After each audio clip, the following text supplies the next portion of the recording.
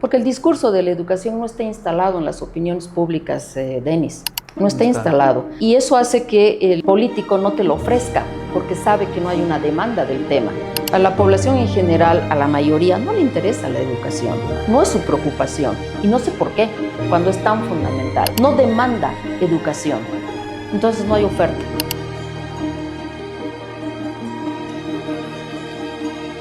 Mónica, muchas gracias por venir. Un gusto tenerte en el podcast. Yo soy la agradecida, querido Denis. Muchas gracias. Un gusto también compartir contigo y con tu público. Gracias. La corrupción de políticos y de ciudadanos, la improvisación en proyectos públicos y privados, la cantidad enorme de malos vecinos con los que convivimos, gente que tira su basura en las aceras, que se parquea montada sobre las cebras, sobre las aceras, puede tener también su origen en la mala educación, ¿verdad? En la educación deficiente. Ahora atravesamos una crisis económica gravísima, pero es igual de grave el estado calamitoso del sistema educativo y es algo que no se puede solucionar con una inyección de dólares, con un préstamo del FMI, ni en 100 días, carajo. ¿Qué opinas? Sí, mira, Denis, creo que hemos reducido la educación al saber leer, sumar y restar, ¿sí? Y eso es instrucción, esa es una parte de la educación que más que nada tiene ese término, ¿no? Eso es instruir a la persona. Pero en realidad educación es un término que abarca muchísimo más, es aprender a convivir en paz, en armonía, en respeto, ¿no? Pensando en el otro, en los demás. Y también ahí nosotros en Bolivia podemos advertir la crisis o la decadencia de la educación. Entonces hemos derivado, ¿no? hemos migrado la educación, la responsabilidad, por ejemplo, de la educación de la familia, de los hijos, a la escuela. Y esa quizás no es el principal rol de la escuela. La escuela tiene que instruir, tiene que enseñar, también tiene que educar y formar. Pero las otras instituciones, por ejemplo, la familia, ¿no? Y las otras instituciones, ¿qué te digo? Iglesia, clubes deportivos, círculos familiares, círculos de amigos, también tienen que hacer ese rol de educar. Y es algo que hemos perdido y eso es algo que, como tú dices, se ve en nuestras calles cuando están sucias, en los semáforos cuando nos los pasamos, y es algo que a mí me molesta mucho y que lo vengo denunciando por lo menos hace 20 o 25 años en mis columnas, ¿no? Entonces, sí, coincido, esa es tarea. Ahora, fíjate tú que hace pocos años atrás yo esperaba a mi hijo menor en el colegio y salían unos muchachos que seguramente ya han debido estar en últimos cursos, ¿no? Quizás sexto de secundaria, y entraron a una tienda que quedaba al frente del colegio y compran refrescos, aguas y luego las tiran a la calle. Entonces es una paradoja, ¿no? Que saliendo del colegio, frente a su colegio, no tengan educación. Entonces yo creo que lo primero que debemos enseñar antes de, o en paralelo al saber restar, multiplicar, dividir, etcétera, es a comportarse, ¿no? Es ciudadanía, es ejercer una ciudadanía. Y como dices, esto viene de la familia, ¿no? No se puede atribuir. Viene de la familia, pero tú sabes que también la institución familiar está bien venida menos, entonces tiene que ser reforzado esto por la escuela. Entonces, ese es un rol que últimamente se le ha asignado a la escuela, a la instrucción, y lo tiene que hacer. Entonces, yo agarré y les dije, chicos, se les ha caído la botella, ¿no? Se avergonzaron, tuvieron que levantarla. Entonces, eso es lo primerito que debemos, o en paralelo a través del currículo oculto que se llama, ¿no es cierto? Los maestros deberían un poco también enseñar en la escuela. Totalmente. Antes que nada, yo creo que es importante insertar el tema, ¿verdad? O sea, no se debate, la sociedad no debate sobre educación, los políticos no hablan de educación, ni siquiera en un año electoral. O sea, la educación, el tema de educación no vende, no genera viralización, no es marketera la educación. Para nada. Y es en la lucha que nos encontramos precisamente hoy en día, que estamos viviendo una etapa electoral. Pero no solamente no se habla de educación, no se habla de salud, que también atraviesa una crisis terrible, ¿no? No se habla de bienestar, no se habla de desarrollo humano, no se habla de felicidad. Yo hace varios años atrás, en uno de los censos, propuse que una de las preguntas debiera ser si la gente es feliz, si eres feliz. Como se mide la felicidad, hoy se mide, se cuantifica, ¿sí? Y mucha gente en Bolivia lo tomó como chiste, ¿no?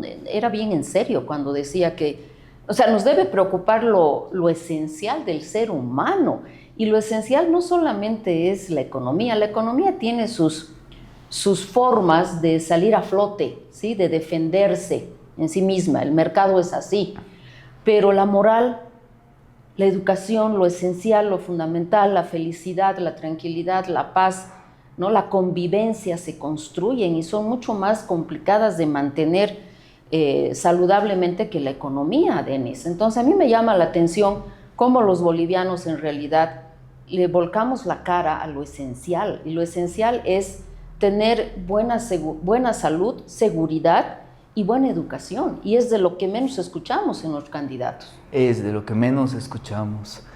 Y o sea, considerando además que el estado es calamitoso, ¿no?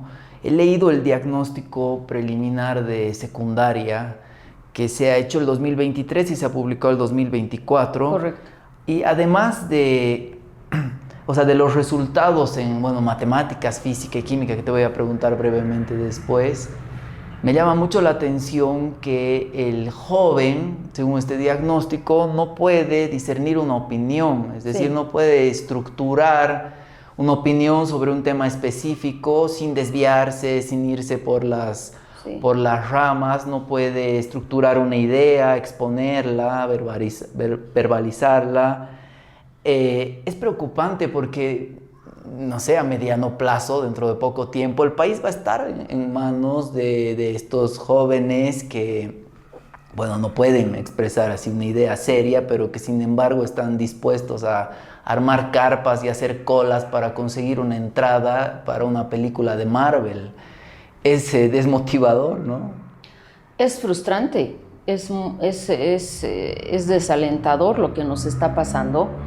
En realidad, y eso sí es culpa del enfoque educativo que se tiene, y de ahí se derivan, por ejemplo, la didáctica, las metodologías que se emplean, y lo admite el Observatorio Plurinacional de la Calidad Educativa, que ha hecho este diagnóstico que refieres.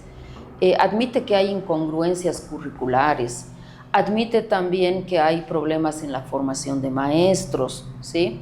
Admite que hay debilidades en las familias, porque este estudio señala también cosas muy interesantes. Por ejemplo, a mayor conocimiento o calidad educativa de la madre, mejor rendimiento académico del hijo, ¿no? O a mayor presencia de libros en la familia, mejor rendimiento académico del estudiante. Entonces, hay correlaciones bien interesantes de las que no se hablan mucho. Entonces, este estudio revela brechas increíbles, patológicas e inaceptables actualmente en cualquier país. Y Bolivia tiene unas brechas gigantescas, ¿no? Lo revela el estudio en todas sus páginas y en todas las dimensiones que estudia. En lenguaje, es un problema porque los chicos tienen una lectura lineal básica, no pueden hacer, por ejemplo, inferencias, no pueden ejemplificar, no pueden hacer metáforas, ¿no? Y si no puedes tú hacer eso, tampoco vas a poder construir una opinión, y es en lo que peor les ha ido a los jóvenes. Y estamos hablando de jóvenes de sexto de secundaria, o sea, ya con un perfil de bachiller. Claro. ¿No? Entonces, es preocupante porque lo primero que debe esforzarse en hacer un sistema educativo es en que sus estudiantes sean capaces de construir reflexiones, crítica, opinión propia, ¿no es cierto?, criterio propio, y es en lo que menos es. ¿Por qué tenemos un sistema memorístico, repetitivo del siglo pasado, no? Claro. Me llama también la atención que a pesar de toda la poesía de la Ley 070, Avelino Cignani, en estos 20 años del MAS, la brecha entre los establecimientos públicos y los privados y el nivel de educación se ha ensanchado aún más, ¿no? Sí, y esa es una tremenda contradicción ontológica, filosófica, epistemológica, con todo lo que es la constitución política del Estado, el vivir bien, todo el fundamento filosófico de que ha establecido el movimiento del socialismo. Porque la ley 070, muy apegada obviamente a la constitución política del Estado, señala más bien una educación antiimperialista, plural, claro, igualitaria, ¿no es cierto? Pero vemos que no es así, porque la brecha se ha acrecentado muchísimo, no solamente entre privados y públicos, no solamente entre rurales y urbanos, ¿no? Sino también, y la población menos favorecida, Denis, son los estudiantes que se reconocen como indígenas. Ellos son los que peor dan respuesta, digamos, a este sistema educativo. Entonces, ellos son los más perjudicados. Si tú ves en el estudio, dice, ¿no? Si tú te reconoces como quechua, aymara, cualquiera de los pueblos, o si hablas un idioma originario en casa, vas a tener un peor rendimiento. Entonces vemos que es un sistema educativo que no está a favor, no es equitativo, no es igualitario, no es plural, ¿no? Sino más bien que replica lo que las anteriores reformas educativas también han hecho.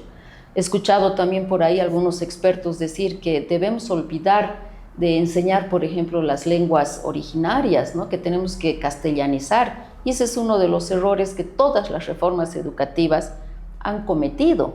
Entonces, no puede ser que tengamos gente que piense así, pero tampoco puede ser que tengamos un sistema que defiende al indígena, al pueblo indígena, originario, campesino, y que sean los más perjudicados en términos de rendimiento escolar. Algo falla. Algo falla. Sí. Es así. Tengo un par de preguntas sobre maestros y currícula, que son justamente dos temas que has mencionado ahora. He leído textos tuyos donde sostienes que el próximo gobierno debería buscar elevar la calidad de formación de los maestros. ¿Puedes desarrollar un poco esa afirmación? Es que yo creo que el problema entre tantos que hoy presenta la educación es la formación de maestros. La formación de maestros en todos sus procesos o sus etapas más bien formativas ha sido monopolizada por el gobierno.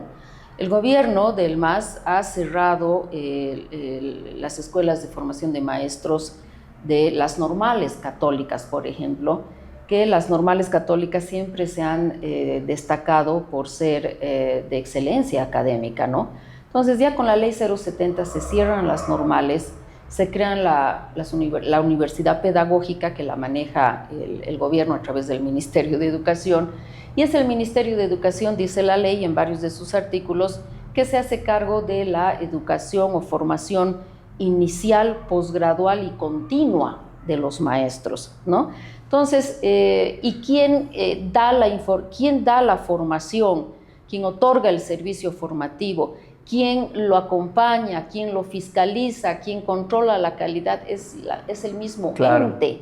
Son ellos mismos. Son ellos mismos, ¿no? Entonces, por ejemplo, en el estudio que se hizo el 2017 y que lo conocimos a principios del 2020, fue un estudio liderado por el Laboratorio Latinoamericano de la Evaluación de la Calidad Educativa, el IESE, con sede en Santiago de Chile, que pertenece a la UNESCO, obviamente. En ese último estudio, que es el diagnóstico más importante que se tiene, se dice básicamente lo mismo. Hay un dato curioso que te puedes dar con ese dato cuenta de que el problema es la metodología, y quien imparte la metodología y la gestiona son los maestros. Dice, el currículo boliviano tiene el doble prácticamente del promedio latinoamericano en relación a la diversidad textual. Diversidad textual quiere decir que en nuestro currículo los chicos leen de todo, ¿sí? Tienen acceso a toda la tipología de literatura, etcétera, que existe. Pero al mismo tiempo dice que no son capaces de codificar, ni decodificar, ni de construir discurso, etcétera. ¿Qué te hace pensar eso? no es precisamente el currículo el problema, es la metodología. Y quien gestiona, repito, la metodología es el maestro. Nunca se ha hecho un diagnóstico de la calidad del maestro, del docente. Recién me parece que se la está haciendo en este momento el OPSE. El OPSE ha hecho el diagnóstico que referenciábamos y ha pasado a ser un diagnóstico que debe ser preliminar también del desempeño docente, de la calidad docente. Entonces, realmente hablar de calidad educativa, calidad de la enseñanza, es algo que recién en Bolivia se está tratando de hablar. Y a mí me sorprende realmente que el OPSE haya sacado este diagnóstico en esta coyuntura electoral. Me parece excelente en todo caso y aplaudo la iniciativa porque nunca antes lo ha hecho. Claro, para visibilizar un poco más el tema. Claro, nuestros referentes siempre han sido internacionales, porque nacionales no se hacen estudios, no se han hecho diagnósticos, y si se los han hecho han sido muy pequeños y además no se los ha socializado. Este es el primer diagnóstico que se hace público, que se hace masivo, que se difunde. Yo aplaudo la iniciativa y realmente ratifica lo que dijo el IESE a través del ERCE, este es el Estudio Regional Comparativo, el 2019. Es prácticamente arroja los mismos resultados de ahí. Sí, sí. Es indispensable, ahora hablando un poquito de currícula, que los estudiantes tengan mayor conocimiento sobre ecología, sobre desarrollo sostenible, sobre inteligencia emocional, algo de lo que nunca se ha hablado. O sea, la currícula actual, además de obsoleta, ¿es un instrumento de adoctrinamiento? Es un instrumento de adoctrinamiento. Dicen que no hay nada más político que la educación, ¿sí? Y eso se lo ha tomado muy en serio el MAS. El MAS ha sabido, entre comillas, no quiero decir que estoy de acuerdo con eso, pero ha sabido instrumentalizar el Ministerio de Educación para poder inculcar una forma de pensar entre los bolivianos, muy profundo, ¿no? Yo siempre digo que la Ley 070 en términos pedagógicos ha sido un fracaso, pero en términos políticos e ideológicos ha sido un éxito, Denis, ¿sí? Y hoy no se puede cometer el error, y que lo estoy viendo en algunas propuestas de la oposición, de pensar que el currículo es ajeno a la ideología, ¿no? a la política. No es ajeno. El currículo, la teoría curricular no te habla solamente de instruir, de enseñar a sumar y a restar. Eso no es el currículo. El currículo forma, constituye, trabaja ciudadanía, trabaja una forma de pensar. Entonces hay que hacerlo, no podemos deslindar del currículo la responsabilidad que tiene de la formación de ciudadanos. Y para eso, no sé si tienes que adoctrinar, pero tienes que enseñar más allá de los numeritos y las letras, Denis, ¿no? Entonces es un error y es una visión muy tecnócrata desde mi punto de vista el decir hay que desideologizar el currículo. No es correcto en términos teóricos ni prácticos tampoco. Lo que sí hay que inculcar una ideología sana, buena, de la excelencia, de la calidad, del respeto, de la tolerancia. Eso también es hacer ideología, ese es un tipo de ideología, ¿no? Entonces, si tú te vas a dedicar a enseñar y a instruir, te estás equivocando. ¿Por qué? ¿Cómo vamos a educar a una ciudadanía? ¿Cómo le vamos a decir que está mal robar? ¿Cómo le vamos a enseñar entre el bien y el mal si no tenemos un currículo que te transmita también una forma de pensamiento, ¿no es cierto? Sí, muy interesante. Dentro de esto, a mí no me gusta el enfoque respecto al mar que se le da en los colegios. Es una narrativa muy simplista, o sea, Chile nos robó el mar, los chilenos son nuestros enemigos. Además, inculca a los estudiantes desde muy pequeños un sentimiento, a mi parecer, de derrotismo, así totalmente evitable. ¿Tú consideras antipatriótico sugerir un cambio drástico en esa narrativa? No, yo pienso que es honesto hacerlo y es necesario hacerlo, porque no nos lleva a nada. Nos lleva a odiar a uno de los países líderes de la región, y del cual tenemos que aprender mucho. Y con quien deberíamos hacer también negocios. No solo negocios, negocios, sino empatizar mucho más. Sí. ¿No? Mirar a Chile como un país ejemplo de la región. Entonces, nos negamos ante una realidad, como tú dices, y coincido plenamente, nos volvemos odiadores sin tener conocimiento y sentimiento de aquello. Y nos convierte en perdedores automáticos, ¿no? Y nos convierte en siempre menos que ellos, porque finalmente nos queda el mensaje también de que ellos nos han ganado. Claro. ¿No? Claro. Y también omite por qué nos han ganado y por qué hemos perdido. Entonces tenemos que aprender a aceptar que mientras otros países están con una visión puesta en el desarrollo, en la conquista, en la competitividad, nosotros seguimos bailando. Mirando el pasado, además, sin conocer el contexto completamente. Sí, es ridículo. Yo recuerdo, ya a manera de chiste, había una señora, eso te contaba el otro día, una señora ya de la generación de mi abuela, que en el cumpleaños de sus hijos tenía velas de soldados bolivianos y chilenos, y los chilenos eran comestibles. Entonces, los niños tenían que comerse a los soldados chilenos, o sea, es chistoso, pero el trasfondo, claro, es una educación incorrecta, a mi parecer, para los niños. Así es. Ahora, el bajo nivel de educación tiene que ver también con una infraestructura deficiente, ¿verdad? No hablo desde términos arquitectónicos, sino con falta de recursos tecnológicos en las aulas y en los laboratorios. Sí, Denis, tiene que ver, y más ahora en estos tiempos digitales, ¿sí? Porque, por ejemplo, vemos que cuando el presidente nos dice hagan educación virtual, muchos chicos no pueden hacer educación porque no tienen una computadora, porque no tienen acceso a internet, porque no tienen los recursos en casa, entonces no pueden hacer. Y ahí ya se genera una primera brecha muy importante. Sin embargo, creo que la infraestructura y los recursos didácticos no son lo más importante en un proceso formativo. Lo más importante en un proceso formativo, creo yo, es la propuesta curricular y sobre todo la creatividad que tenga el maestro para poder minimizar, digamos, esas debilidades o esas ausencias como la infraestructura y los recursos didácticos, ¿sí? Cuando hay creatividad y cuando hay voluntad de ambas partes en el proceso y compromiso, la infraestructura pasa a un segundo o tercer plano, Denis.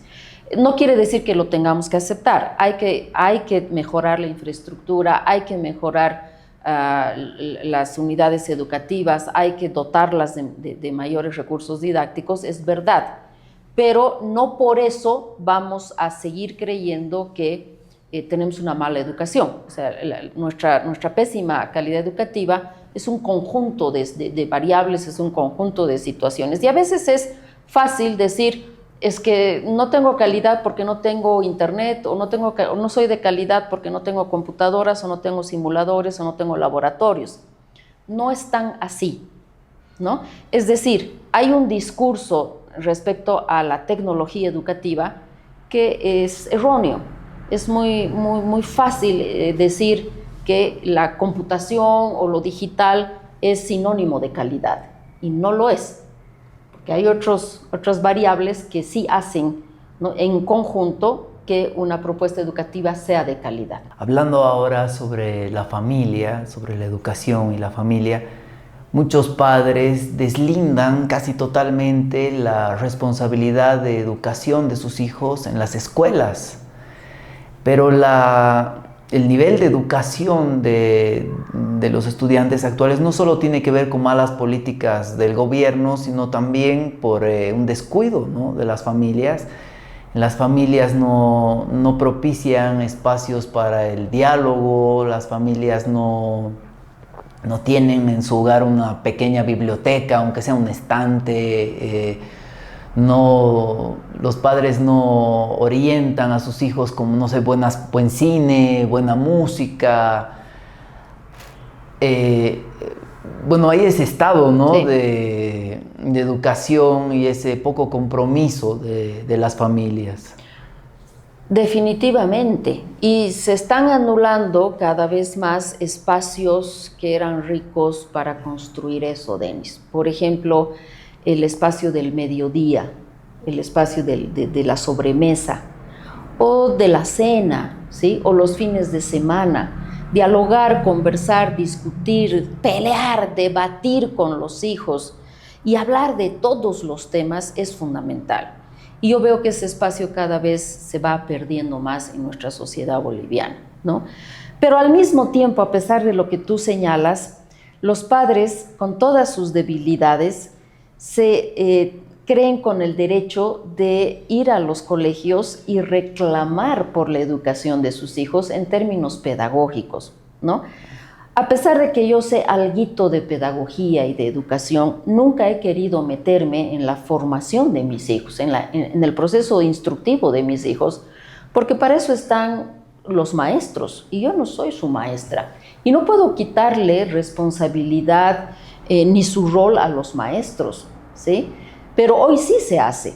Entonces, a pesar de todos esos vacíos, esa falta de diálogo, esa falta de ejemplo de los padres, van con mucha libertad a meterles juicios penales, procesos penales a los directores, directoras de colegios, porque no les pusieron 2 puntos más en la libreta, ¿sí? Y ahora tú conversas con directores, conversas con maestros, y esa es la piedra en el zapato de la educación. Dice, oye, los maestros, los padres de familia nos tienen locos, no podemos hacer nuestro trabajo, nos reclaman de todo y de nada, ¿no? Y claro, si nos hacemos una introspección y vemos qué está sucediendo en nuestras casas, ¿cuánto conversas con tus hijos? ¿Qué ejemplo les estás dando? ¿No? ¿Qué ética les estás inculcando? Pero sí tienes todo el derecho de ir y reclamar por una nota. Hay esa paradoja, ¿no? Hay esa paradoja y yo pensé que tenía que ver más que nada en establecimientos privados. No, públicos somos también. Bastante chinchosos, pero públicos igual. También. Te cuento que estaba volviendo de Tiquipaya, esto ha sido el año pasado, y llegando al semáforo de la circunvalación, un montón de padres han empezado a bloquear la avenida. Realmente yo pensé que era así toda una revuelta, y era justamente por un problema de notas con un profesor que era muy estricto. Era una unidad era los pública. Enjuician. No, en los públicos es peor, sí. Te diría. Bueno, no sé dónde es peor, en los públicos o privados, claro. Pero en ambos establecimientos se dan esos casos de reclamo excesivo, de intervención excesiva de padres de familia, y pocas veces debe ser, te apuesto, por cosas éticas, ¿no? O más sensibles, sino son por notas. Claro, discusiones tremendamente subjetivas. Exacto. ¿No? Quitándole toda autoridad a un profesor que más bien exige, claro, más responsabilidad, más compromiso, o sea, que no te regala una nota. Sí, pero hay que entender también que esto no es una casualidad ni es fortuito. Esto lo dice la Ley 070. La Ley 070 quiere hacer educación con mayor participación social, y esta es una de las desviaciones, y este es uno de los riesgos de aquello. ¿Sí? Y esto es político también, esto tiene una intencionalidad política de control de lo que es la educación. Entonces, esto no es porque los papás se han puesto de acuerdo para intervenir así la educación de sus hijos. Y hay mucha intervención. Pero también se da porque muchos maestros no se hacen respetar. ¿Y cómo se hace respetar un maestro? ¿Con autoridad? No. ¿Cuál es la autoridad del maestro? Su conocimiento, su certeza sobre lo que está haciendo está bien. Pero tenemos maestros mal formados, donde seguramente viene un padre que grita más fuerte, tiene más razón y le gana. Claro, le quita autoridad. Claro, entonces abren la puerta a que vengan los padres y les reclamen de todo y de nada, ¿no? Por eso yo les digo siempre a los maestros y docentes con los que trabajo, ustedes tienen que hacerse respetar. Y eso es con conocimiento. Tienen que saber defender sus ideas y sus decisiones en el aula. Estoy de acuerdo. Ahora, en los hogares con bajos recursos, que son, pienso que también por un problema de educación, son los que más hijos tienen, no tienen ellos el espacio como para que sus hijos pasen clases virtuales. O sea, tienen 3, 4, 5 hijos, tendrán 3, 4, 5 tablets, no las tienen. Tendrán Wi-Fi, no lo tienen, o sea, compran megas. Luego tendrán un espacio propicio para que los chicos pasen clases, no lo tienen. Y luego de eso ellos, los padres, quiero decir, salen a trabajar. A pesar de ese problema gravísimo, el presidente Arce y su gobierno propone así con total facilidad que hayan clases virtuales. Esto muestra también como, o sea, la poca importancia que se le da a la educación. Es frustrante, ¿verdad? Eso es una burla. Una burla, una medida de pandemia. Exacto, eso es una burla, porque y específicamente Luis Arce, no ha hecho nada para mejorar la educación virtual en Bolivia. Y sale hace pocos días atrás diciendo que hagan educación virtual. Eso es una burla. Una burla. Cuando el presidente en varias oportunidades ha dicho públicamente y con mucho orgullo además que su gobierno ha propiciado un retorno a la normalidad. O sea, y hablaba de la presencialidad. ¿Sí? O sea, lo ha puesto como una cosa muy positiva de su gobierno, de que todos los estudiantes hayan vuelto a la normalidad, a la presencialidad. Eso no es ningún logro, eso es la normalidad. Eso es lo que tiene que ocurrir. El logro sería que todos los niños bolivianos pudieran hacer educación virtual. Ese es el logro. Al revés. Pero es al revés. Para el logro ha sido que todos vuelvan a la escuela. Cuando ya la UNESCO, en época de pandemia, sugiere a todos los países, recomienda a todos los países del mundo estar preparados para este tipo de crisis climáticas que se dan tantas veces, sobre todo en Santa Cruz, ¿sí? De salud, etc. ¿Y qué hemos hecho? Dime, por favor, díganme, ¿qué ha hecho el presidente Arce para facilitar, viabilizar una educación virtual? No ha hecho absolutamente nada. ¿Qué ha hecho su ex ministro? Advertía que los colegios privados solamente debían usar las plataformas habilitadas por el Ministerio de Educación.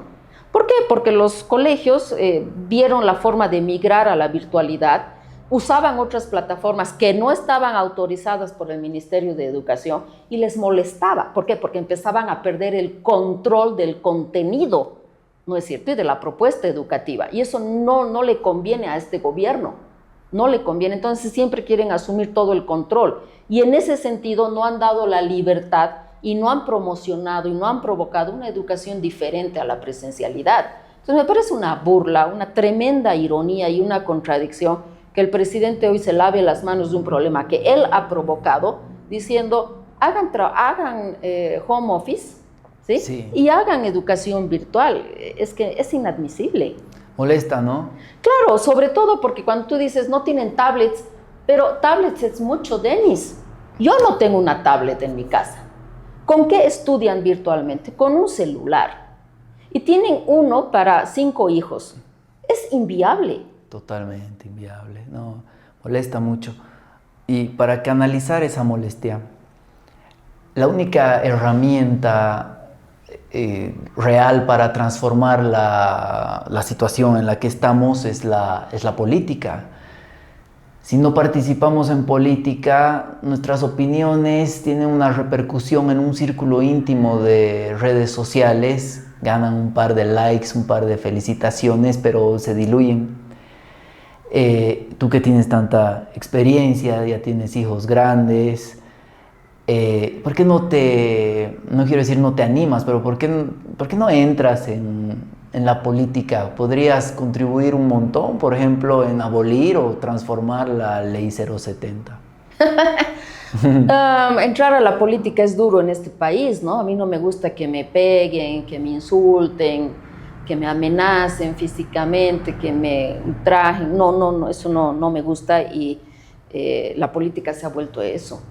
Entonces, si fueran otro tipo de relaciones, con otro tipo de respeto, quizás sí me animaría, pero no hay las condiciones, yo no he sido educada de esa manera. Entonces voy a salir muy agredida y muy dañada, ¿sí? ¿Podrías imponer tu conocimiento, como hablabas hace un momento de cómo un profesor debería defenderse, sin gritar, sin pelear, claro, pero imponiendo con serenidad? Pero no te escuchan, pues, ¿no? Si tú ves las sesiones en el Parlamento, es un mercado, ¿no? Ni en el mercado, Denis. Entonces, yo no estoy preparada, es muy complicado. Sin embargo, yo pienso que los bolivianos tenemos que empezar a gestar otro tipo de institucionalidad también. Es decir, tenemos que fortalecernos de manera civil, crear otro tipo de institucionalidad, ¿sí? De otra organización para hacernos escuchar. No necesariamente desde la política, desde una participación activa en la política, no necesariamente. Lo que pasa es que estamos muy dispersos y cada quien dice, y tú también, y yo también, y todos nos quejamos y hablamos y escribimos, pero deberíamos conformar otro tipo de institución para hacernos escuchar. Eso creo que es lo que falta.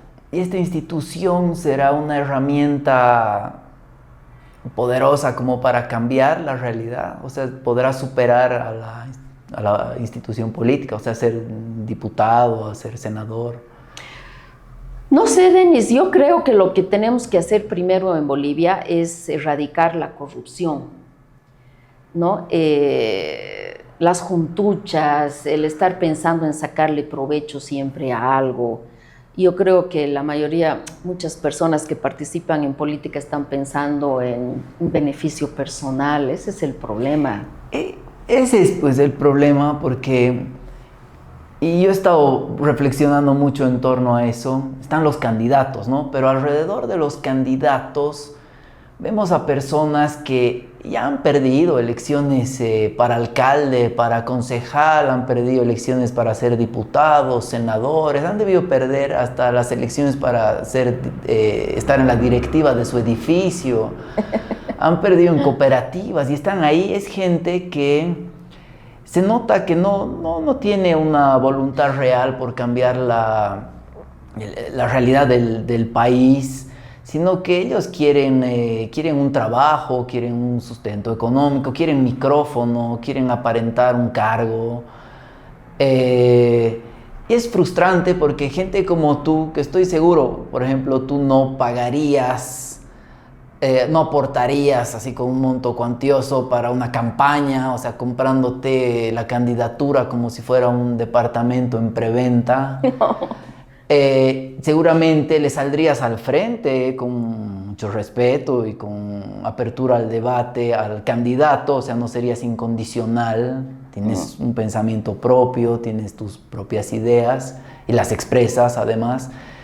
Y es lamentable porque gente como tú y de distintas ramas, ¿no?, se ahuyenta de entrar a la política, y yo veo que ahora más que nunca, pero esto debe ser siempre.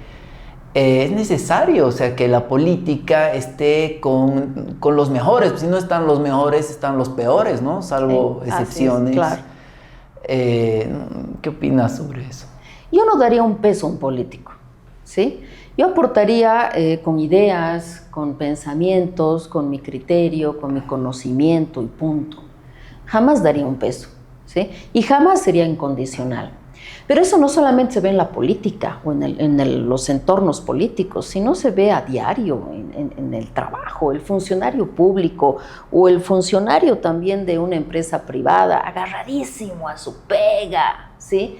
Y hace todo por mantener a su pega y te dice, yo de aquí no me muevo ni nadie me mueve, ¿no? Entonces, ese tipo de actitudes tan sumisas, tan dadas, ¿no?, a mí me dan asco, Denis. Es decir, uno tiene que hacerse valer tiene que tener más decoro personal, valorarse un poco más, ¿no? Y no ser tan dados a hacer cualquier cosa, porque si tú tienes esa actitud en la vida, te compran fácil y tú tienes que hacerte respetar, pienso yo. Claro, la dignidad por delante. Por delante siempre, ¿sabes? Tenemos un Dios, pero tenemos padres, y tenemos sobre todo hijos. Lo que yo hago en mi vida siempre lo hago pensando en mis hijos, porque se van a enterar el día de mañana. Y yo quiero que se sientan orgullosos de su mamá. Entonces no podemos sacarnos eso de la cabeza. ¿no es cierto?, en nuestro accionar. Cuando tú decides ser padre, tienes que hacer un compromiso con la ética, con la rectitud, y eso para mí es fundamental.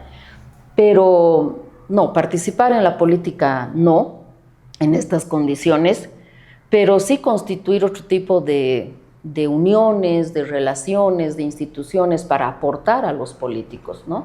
Hay un dato interesante que lo ofrece la UNESCO hace un par de años y dice: solo el 12% de las innovaciones educativas en el mundo las hacen los gobiernos, los estados gobiernos, ¿sí?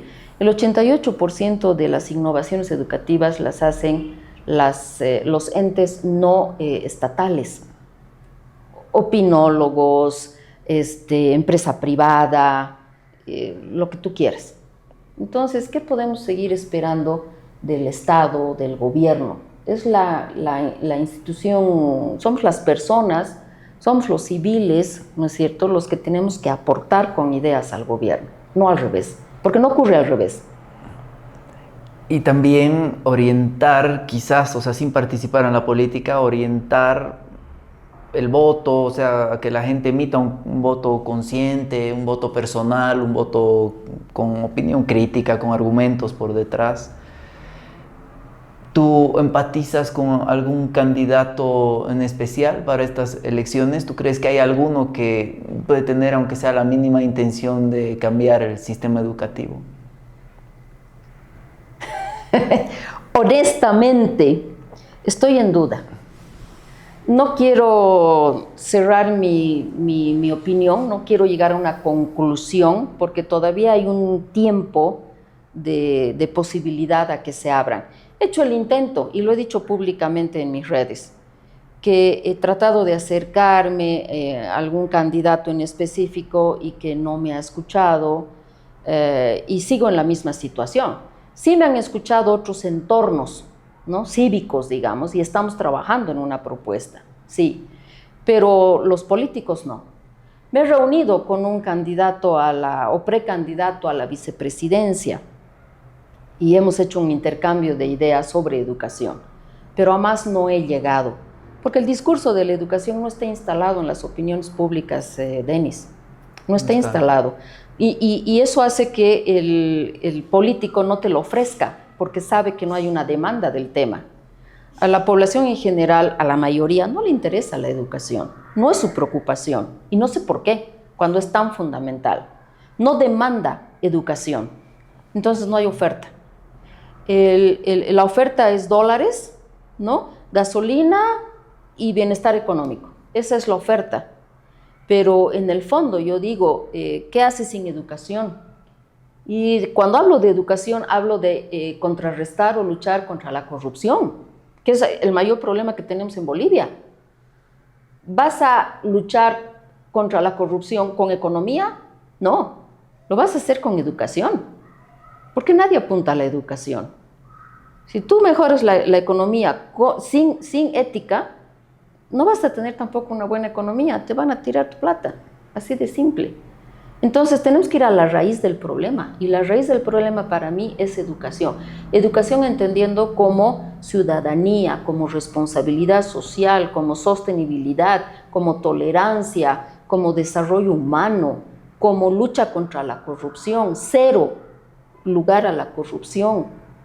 Eso es educación. Es el problema de raíz. Ese es el gran problema que tenemos ahorita, no es economía. Sí, esperemos que el debate se instale en la sociedad y en los políticos. Sí, así es. Gracias, Mónica, ha sido un gusto conversar contigo. No, pues el gusto ha sido todo mío. Muchísimas gracias por el espacio. Gracias.